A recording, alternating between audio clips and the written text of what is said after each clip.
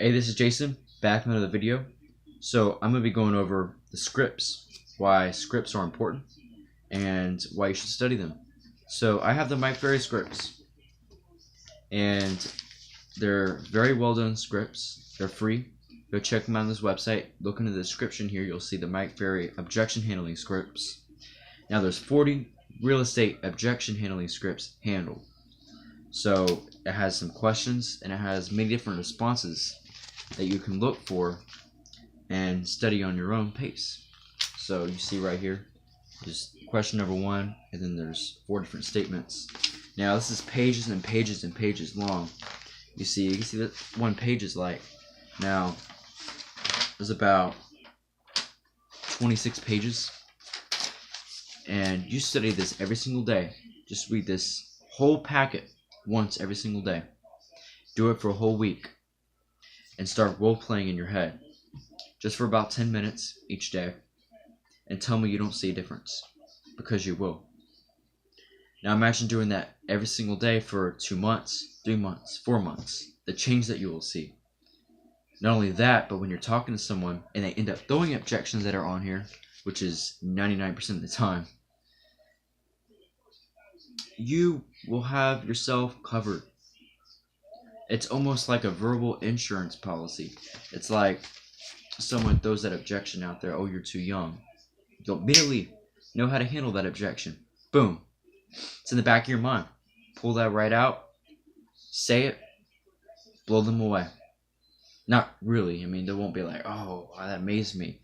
But they'll have their, question answered, and hopefully you'll get to the root of the problem, because objections, half the time, or even more than that, 90% of the time actually, they're smoke screens. You have to get to the hidden motivations of why they're not wanting to sell their home, or why they don't want to pick you as a real estate agent. And most of the objections are smoke screens. They come out of their subliminal mind, and they're not the real objections. You have to get around that, and you have to dig deeper into the underlying motivation of what's going on in their head. And once you get there, you've mastered your craft. And that's the hard part, and that's something that I can't even do yet. Now there's a lot of real estate professionals that can easily do that, but getting there is the hard part, and it's not easy. I mean, yes, I knew my scripts and I can talk very well, and I'm getting better in my communication skills, but that doesn't mean I'm a professional, because there's people that have been doing this for a living for 1, 2, 3, 4, 10 years that study scripts and role play way more than me, that have been in the business way more than me, because I've never been in real estate before. I'm just getting in real estate school. So that doesn't mean that I can talk the talk, because I haven't walked the walk yet, right?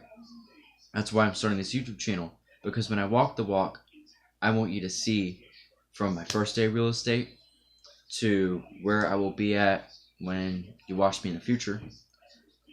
And I want you to kind of study me, and if I end up being successful, which I plan to be, that you can look back on these older videos and see where I was thinking, and the relationship between my old self and my new self, and how you can learn from me to help other people like you. You see, real estate is an amazing business. It's a commission-only business, and it is up to you, because no one else is going to give you success but you. And I've said that in a lot of my other videos, and that's the truth. And once you realize that, you will forever be different. So study your scripts, practice communication, because this is the base of the business. Real estate is a sales business. 87% of real estate agents fail. So you got to stay on top. Practice your communication skills, especially when you door knock. Now imagine this. You're door knocking 500 doors a day. You're constantly being into human interaction. So don't you think you need to learn communications and sales? I mean, if you're going to be talking to people and you're playing a door knocking cold call and be a top producing real estate agent, you're going to have to talk to people. You're going to have to be at a listing presentation. You might want to hold an open house every now and then. You're going to have to call people, and you're going to have to negotiate prices for a home. So you're going to have to know communication. Now, why not try to be better at communication? It'll make your job a lot easier. Because this is a people business. You're selling people's houses. You're going to have to talk to people, interact with people. This is a very sociable business. Very sociable. A lot of people you're going to have to talk to. Especially if you're a top producing agent, because not only this, you're going to be selling a lot of homes, talking to a lot of people, negotiating a lot of price, multitasking. And on top of that, door knocking and cold calling, which takes a lot of human interaction. So I'm going to go into the subject about door knocking, since I've been talking a lot about that. So I've door knocked for my lawn care business 500 doors in a month. So February of this year, I told myself I want 50 clients, and I'm going to get 50 clients. So you know what I did? I made some business cards. I went to Visit Brent, ordered some, waited for the business cards to come, and then the day they came, I went over to Oakley, Florida, and I door knocked 500 or more doors. I door knocked for hours and hours on end until I was physically exhausted. And then I'd do it some more after I took a 5-minute break. And I did it for about 5 hours every single day. Didn't take any breaks. And I did it in the rain. And when I didn't have time, I did it at night. And yes, I did do it at 7 o'clock at night. I stopped about 8 o'clock. So what? People didn't seem rude about it. So of course you're going to get some people that say F off, you know.